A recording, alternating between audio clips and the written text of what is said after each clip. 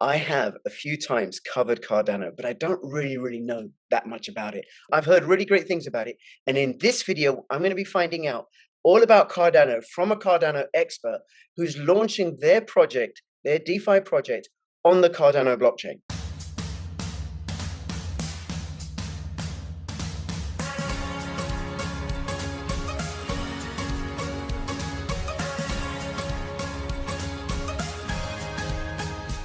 Please follow me on Twitter and join my official Telegram announcements channel. Also, please follow me on bittube.video. You can also follow me on Odyssey. These are both censorship-resistant platforms, and every now and then I am going to post a video which isn't going to be on YouTube.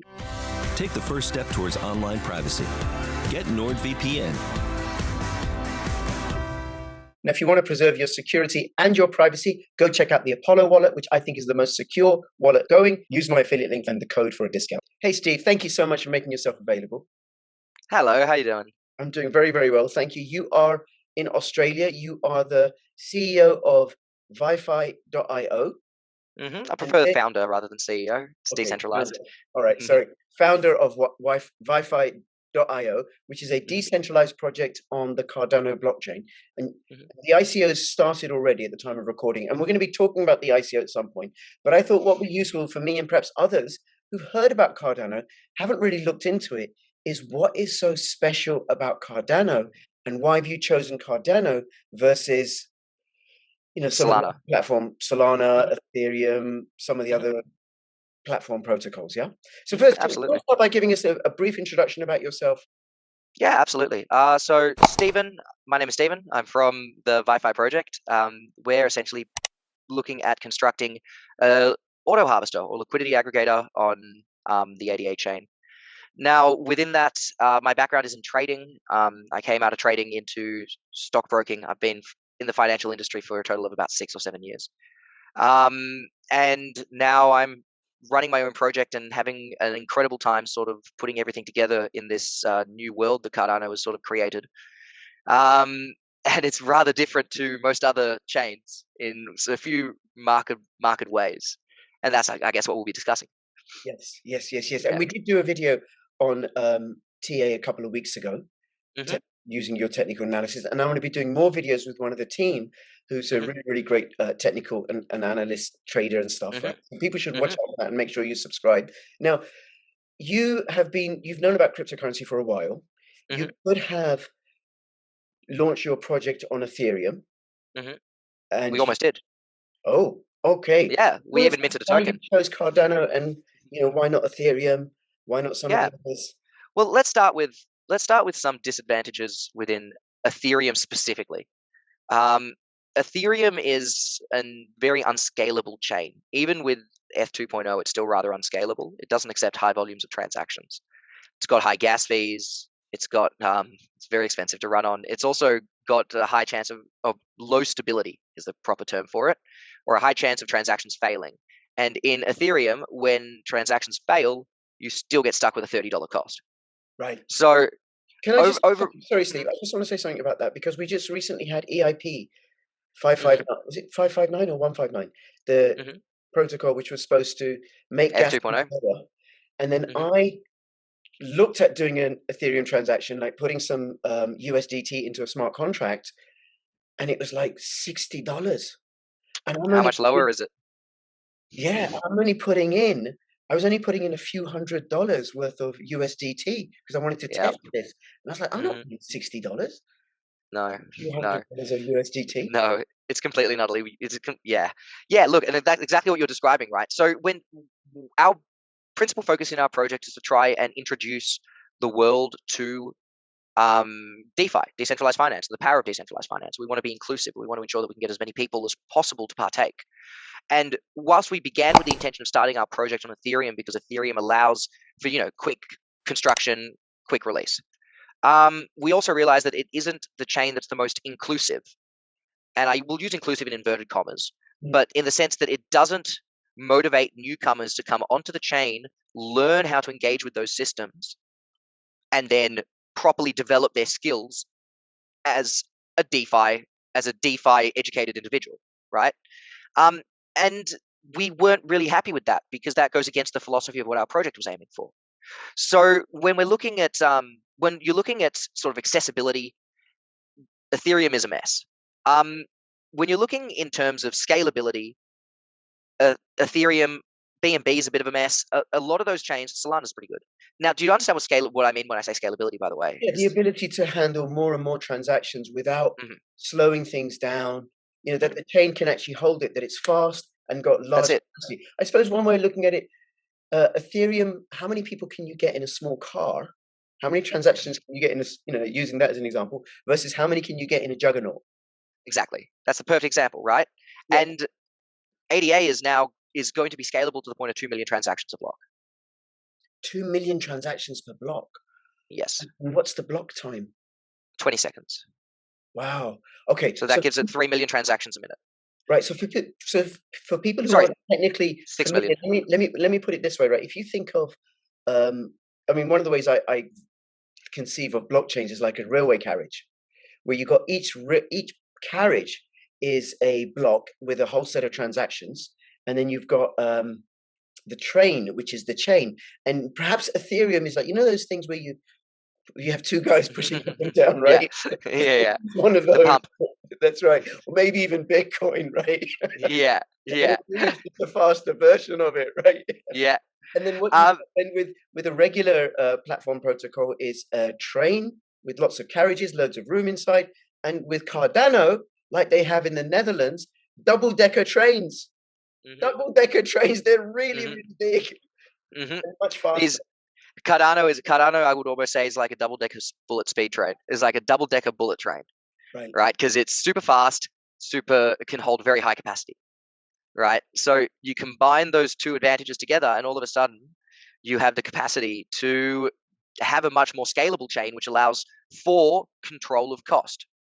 A transaction in Cardano is going to be 0.17 ADA, right? And that's the principal reason why they've printed so much Cardano, because they don't want that cost to really blow out. That's why the supply is so high. Right. And there's another thing about Cardano. Cardano's got a very high supply. Why does Cardano have a high supply? It's the philosophy that underpins the actual system. It's the idea of making sure that that system remains accessible. Even now with Cardano at all-time highs, we're at $3, which means a normal person can still go out and buy $20 of Cardano, right? Yep. And they can still engage with something with a $20 limit. That's impossible on a blockchain like Ethereum. Yep. Okay. Right. Let me just address something there, because you said about inclusion and accessibility, right? And you said newcomers are challenged by Ethereum.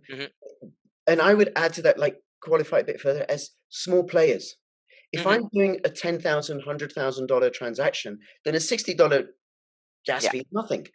But if you're doing $70, $60 gas fee or whatever, right?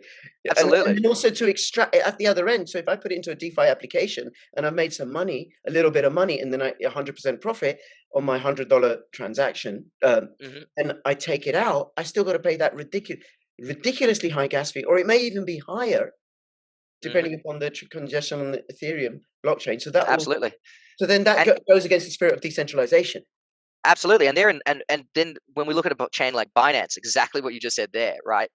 Like that to me is the biggest fear for Binance is Cardano actually having a relevant ecosystem, because Binance itself as a chain is essentially centralized, right? So if there is a decentralized option that functions as well, if not better than Binance, then you're obviously, as a crypto user, more than likely going to move to the decentralized chain, right? Now, I find that the possibility of there being with that emerging Cardano ecosystem that is going to arrive, I think Binance is going to find itself really having a hard time in being able to sustain its ecosystem, because I think it's going to be evacuating users.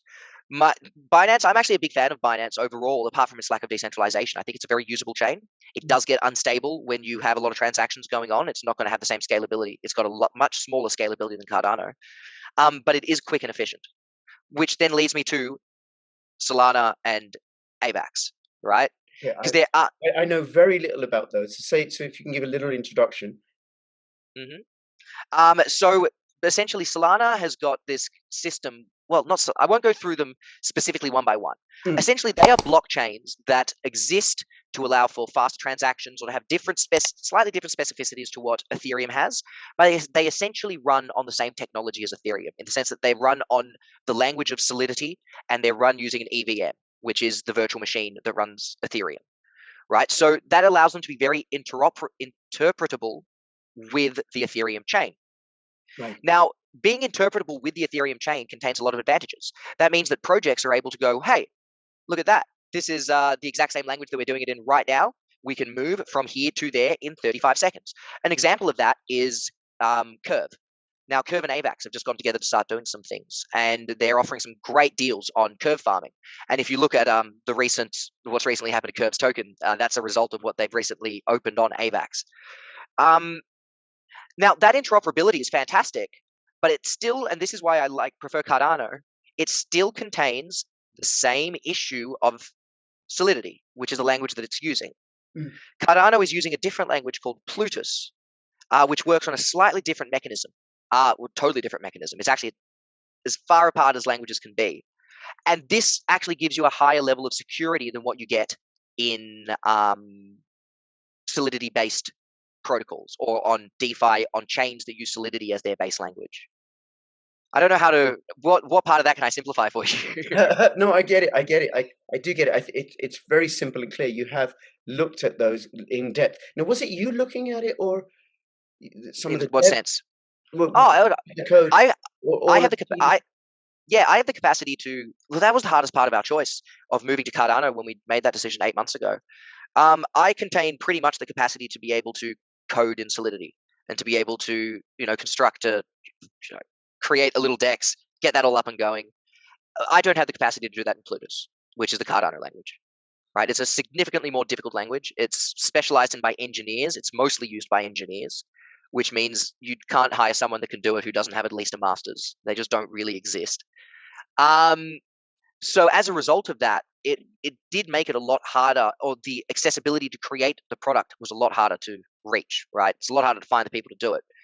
But I don't need to know how to code in Plutus to know the advantages that it holds. I understand the mathematics. Right. Right. Okay. But that goes against against decentralization because you need specialist knowledge. Well, not necessarily. Like, specialist knowledge is strong words. You need specialist knowledge to write Solidity. Like, if I said to you, "Hey, would you like to fork Pancake and see if you can build your own decentralized exchange?" Right. So within that, there's always a specialist level of knowledge required to produce technology. That's a given. And as the technology becomes more ubiquitous within the blockchain, it's going to become less and less difficult to find professionals who have the capacity to do so. For example, we've now got a team of 5 Haskell devs that are very proficient in Plutus because they've been doing it for 6 months now. 2 of whom have got a PhD. And with this capacity that's going to grow over the next 2 years, that accessibility is also going to grow. Because as more people realize the potential, more people will learn, which means there'll be more professionals in the Cardano blockchain, more professionals in Plutus, which will then allow more people to be able to access that technology more easily. It's all a growing experience. Like the first time we made a rocket to go up to space, it took us 15, 20 attempts before we even got a rocket out of the atmosphere. Now we send a rocket out of the atmosphere every second week. Right. Okay. And then were there others that you looked at, other blockchains? Yeah, we'd also wanted to. No, not to launch on. No. Are there other blockchains that I've looked at? Yes, heaps. HBAR is a fascinating one. I hate it. It's completely centralized, run by Google. Right. It's got very good specs, but it is run by Google. So if it was run by Google and didn't have very good specs, I'd be upset. We can move on. Yeah, exactly. We can move on. Then we've also got, I mentioned AVAX. Wait a sec. Matic. Matic is a really, really fascinating one. Matic makes Ethereum usable, right? Which is why Matic is so popular. But it's a second layer protocol. It's not actually a blockchain of its own. Do you understand the difference between a second layer? I do. Like you have the blockchain, then you have to use another application on top, and then on top of that, you got your own application. That's it. So essentially, it's doing the talking between the Ethereum blockchain for you, right? So everyone will do their transactions in the Matic chain, and then the Matic chain essentially beams it as one big set over to the Ethereum chain. Says, here you go, all at once. So it's still happening on the Ethereum chain, but it's not happening directly on the Ethereum chain. That's why you don't have to pay the Ethereum fees. Right. So Matic, Polkadot. Sorry, if you got something to say about Matic, please finish that. Oh no, I just think Matic's a very interesting solution, and they're actually looking at implementing a similar solution in Cardano to solve some issues that might crop up in Cardano soon, called DC Sparks. I highly recommend if you haven't looking into that one. Okay.